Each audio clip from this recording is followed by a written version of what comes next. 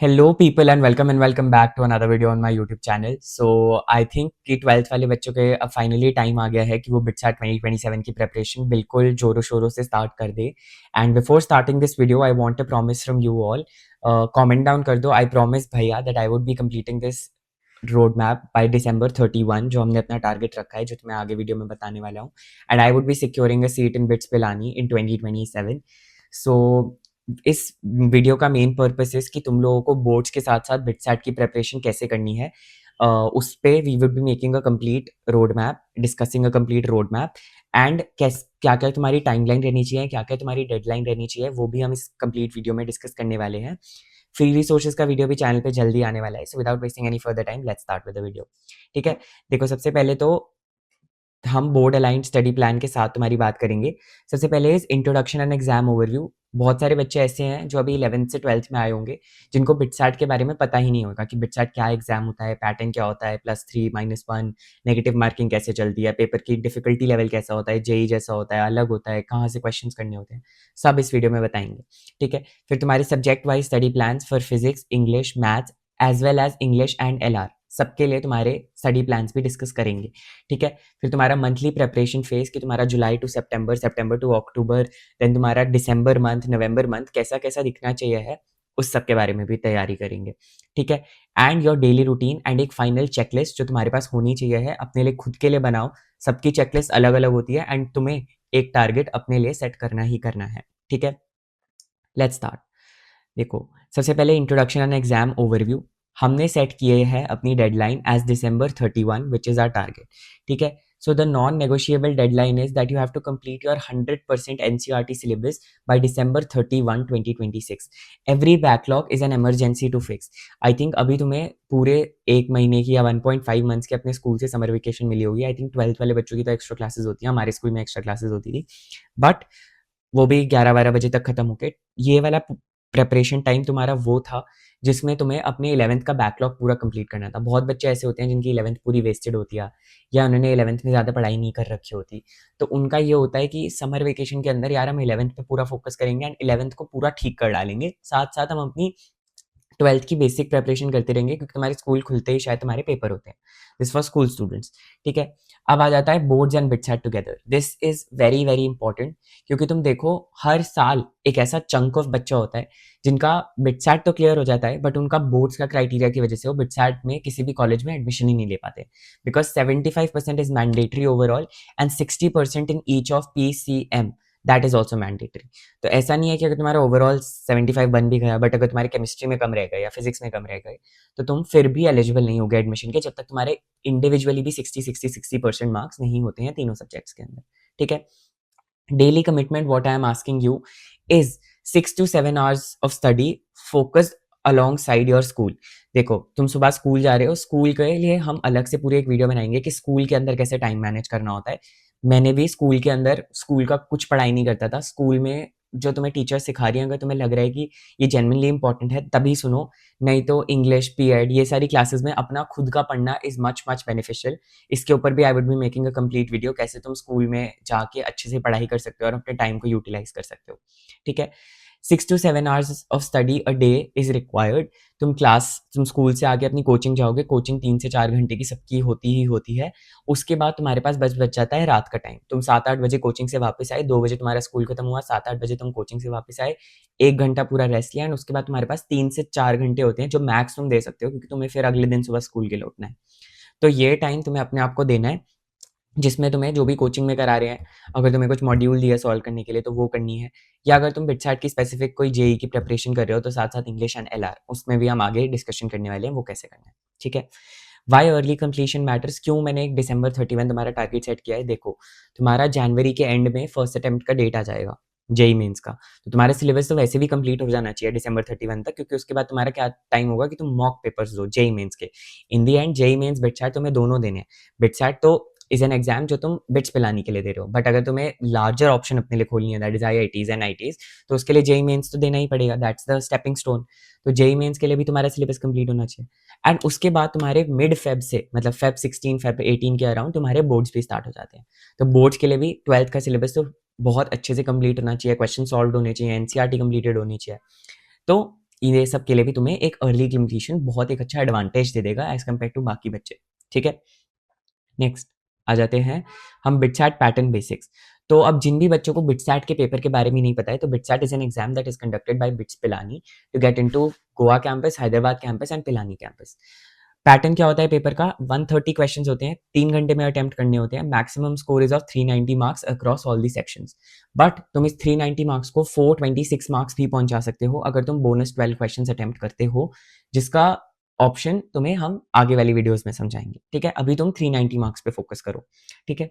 Marking rules JEE से थोड़ा harsh होता है, जेई में +4 एंड -1 एंड वहीं बिटसैट के अंदर इट्स +3 एंड -1, तो 33% इज नेगेटिव मार्किंग, 33.33, ठीक है। Bonus question unlock, finish all 130 questions and unlock 12 extra questions. Bonus set includes 3 from each physics, chemistry, maths and LR. English का कोई क्वेश्चन नहीं होता है बोनस सेक्शन में, ठीक है। Speed and accuracy matter the most because गेसिंग is पीनलाइज्ड। गेसिंग इज पीनलाइज्ड बिकॉज अगर तुम ज्यादा गेसेस करोगे तो तुम्हारी नेगेटिव मार्किंग ज्यादा हो जाएगी एंड उसके चक्कर में तुम्हारा स्कोर ड्रॉप हो जाएगा। तुम्हारा टारगेट होना चाहिए है 310 प्लस, जो होती है बिट्स पिलानी सीएसई की जनरल कट ऑफ हर साल। 310 plus is the minimum marks you need to get for BITS Pilani CSE.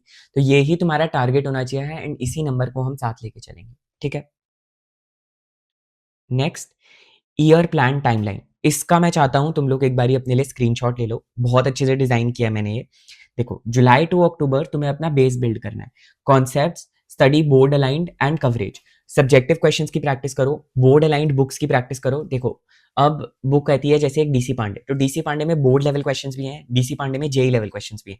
तो तुम एक बुक को पकड़ो एंड उसको बहुत अच्छे से करो। मैंने डीसी पांडे इसलिए कही क्योंकि मैंने अपने टाइम पे डीसी पांडे की थी, that was the only book I followed for physics पूरे टाइम। एंड डीसी पांडे के अलावा जेई स्टूडेंट्स में most famous book is HC Verma, very very good for learning concepts, MCQs भी बहुत अच्छे हैं एचसी वर्मा के। हाँ, जेई एडवांस के लिए थोड़ी बुक्स चेंज होती हैं, जिसमें हमें अलग अलग क्वेश्चन सेट प्रैक्टिस करने पड़ते हैं, बट उसकी हम बाद में बात करेंगे। अभी हम मेंस एंड बिटसैट के ऊपर फोकस कर रहे हैं, ठीक है। नवंबर टू दिसंबर इज योर एक स्प्रिंट वाला टाइम, जहां पे तुम अपना सिलेबस फिनिश करते हो। जो भी चैप्टर्स रह गए हैं, जो भी टफर एप्लीकेशन बेस्ड क्वेश्चन तुमसे नहीं होते हैं, जैसे 12th में बहुत बच्चों का कैलकुलस स्ट्रांग नहीं होता है। जैसे मेरे एक चैप्टर याद है एप्लीकेशन ऑफ डेरिवेटिव्स, तो उसकी क्या होती थी, वर्ड प्रॉब्लम्स आती थी, तो वर्ड प्रॉब्लम्स बहुत बच्चों से सॉल्व नहीं होती है। तो ऐसे वाले चैप्टर्स जहां तुम्हें लगता है कि मैं अभी तक वीक हूं, तुम्हें इन वाले चैप्टर्स की प्रैक्टिस करनी ही करनी होगी खुद से इन नवंबर टू दिसंबर टू फिनिश द सिलेबस, ठीक है। December 31 I have set as the hard deadline, जब तक तुम्हारा कंप्लीट एनसीईआरटी खत्म हो जाना चाहिए है फॉर ऑल द 3 सब्जेक्ट्स।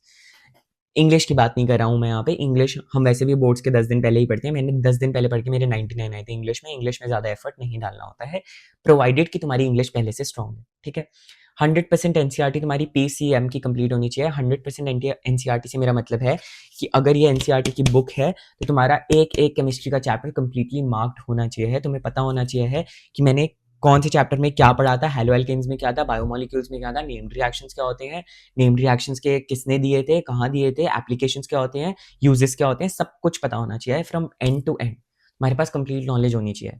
मैं अभी डिलीटेड चैप्टर्स की बात ही नहीं कर रहा हूँ। डिलीटेड चैप्टर्स की बात हम तब करते हैं जब ड्रॉपर वाले बच्चे होते हैं। अभी तुम 12th वाले हो, अगर तुम 12th वाले सिलेबस को भी अच्छे से करके जाओगे तो लास्ट में तुम्हारे पास अच्छा एक बोर्ड्स के बाद आधे महीने का टाइम होता है, जहां पे तुम कंप्लीट अपना डिलीटेड चैप्टर्स बिटसैट के लिए कवर कर सकते हो। एंड डिलीटेड चैप्टर सिर्फ 5-6 हैं, तुम्हें उस पर इतना नहीं फोकस करना है। पूरा पेपर डिलीटेड चैप्टर्स में नहीं आता, majority of the syllabus non deleted है एंड उसमें से मेजॉरिटी ऑफ द पेपर आता है। तो तुम्हें पहले उस मेजॉरिटी को एटलीस्ट कवर करने की कोशिश करनी है एंड उसके बाद हम डिलीटेड चैप्टर्स को देखेंगे, ठीक है। जैन में revision plus mocks begin, weekly 3 hour BITSAT mocks या 3 आवर जेई मेंस मॉक्स तुम्हें देने हैं, ठीक है। जेई मेंस लेवल के देना इसमें जैन में, क्योंकि तुम्हारा जैन के एंड में जेई मेंस का अटेम्प्ट होगा। जेई मेंस के questions are a little bit tougher than BITSAT questions, specially for chemistry and physics. तो इसीलिए तुम्हारी एक अच्छी प्रैक्टिस एंड फाउंडेशन बिल्ड होने के लिए जेई मेंस के मॉक्स देना तुम। बहुत सारे मॉक्स अवेलेबल हैं यार, कहीं से भी ले लो। अगर मॉक्स लेने भी नहीं है किसी ट्यूशन या किसी पर्टिकुलर कोचिंग के, तो मॉक्स आर इनफ। तुम्हारे पास इतने सेट ऑफ पेपर्स हैं, हर साल 2-2 शिफ्ट होती हैं, 8 दिन तक चलता है पेपर। तो एक पारी में 16 पेपर हैं तुम्हारे पास। 16 पेपर इंटू, तो अगर तुम पिछले 4 साल के भी पेपर, तब भी 64 papers you have to practice. 64 is more than enough अगर तुम एक एक क्वेश्चन ढंग से करते हो। एंड इसमें भी 2-2 अटेम्प्ट होते हैं, तो 32 पेपर्स हैं तुम्हारे पास एक साल के। बहुत सारे पेपर हैं करने के लिए, ठीक है। फेब टू मार्च बोर्ड्स फर्स्ट, अपनी बोर्ड्स को बहुत प्रायोरिटी देनी है, डिस्क्रिप्टिव प्रैक्टिस करनी है। देखो, मेरे को ये कॉन्सेप्ट नहीं समझ में आता है कि भैया हम बोर्ड्स की प्रिपरेशन नहीं कर रहे थे, हम बिटसैट पे ध्यान दे रहे थे, बट इन दी एंड दोनों का syllabus is coinciding.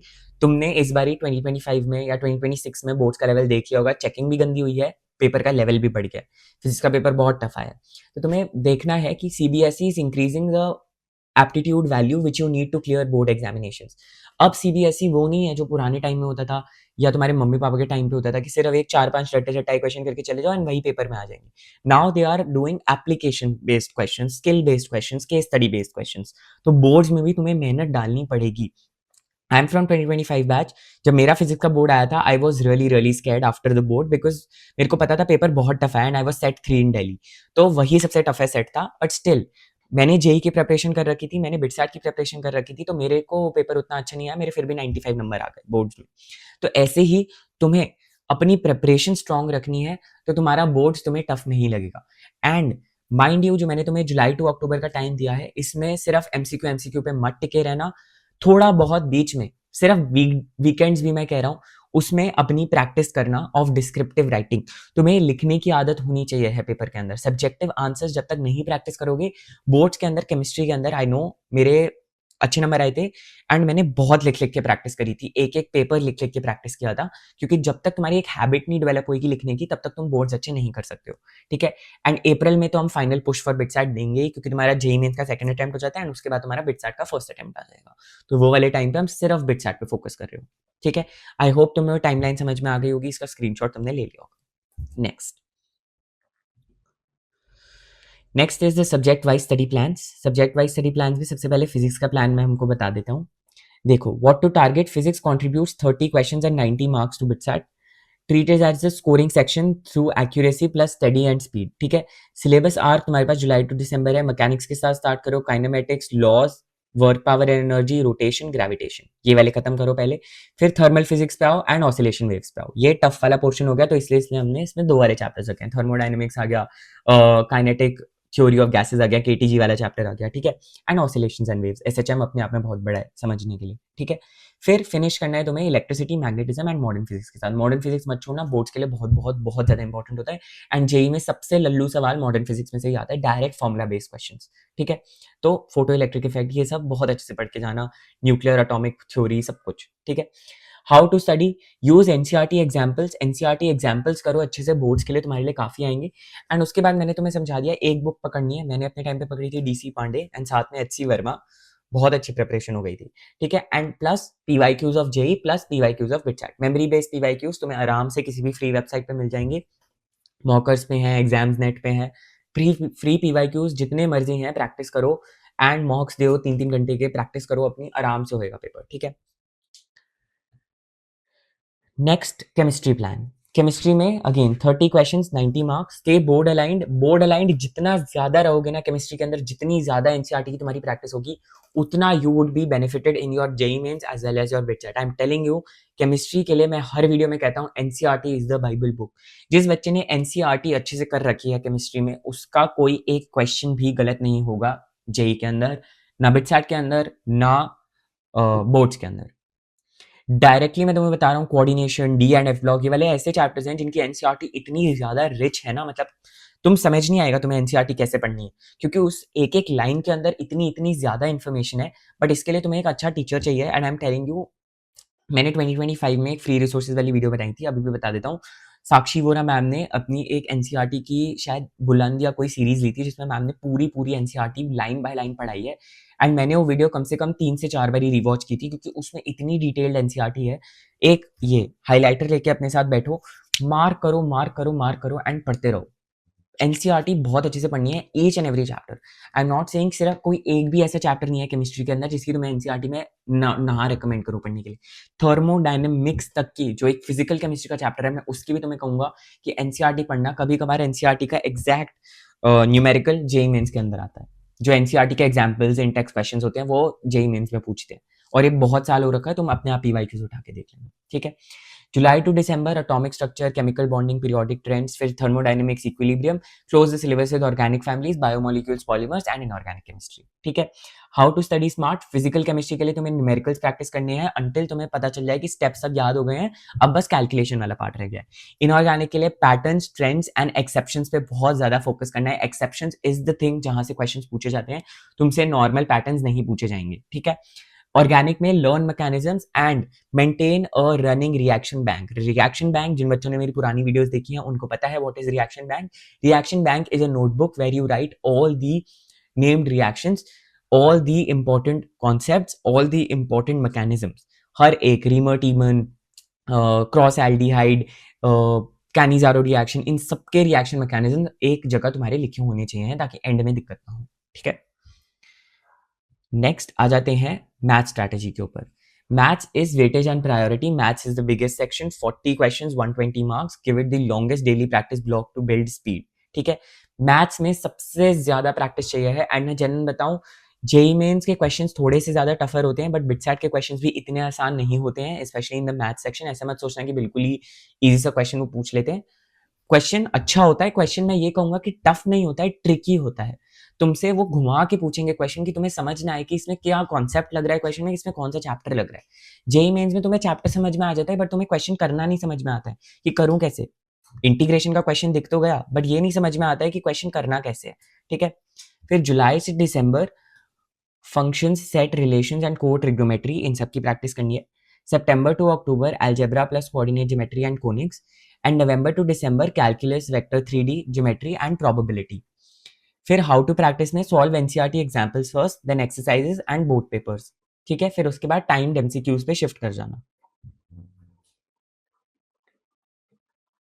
Last subject wise plan, that is English and LR. English and LR के बारे में बात कर लेते हैं। देखो, इंग्लिश के 10 क्वेश्चंस आते हैं 30 मार्क्स के। Focus on comprehension and grammar and logical reasoning में 20 क्वेश्चन आते हैं 60 नंबर के।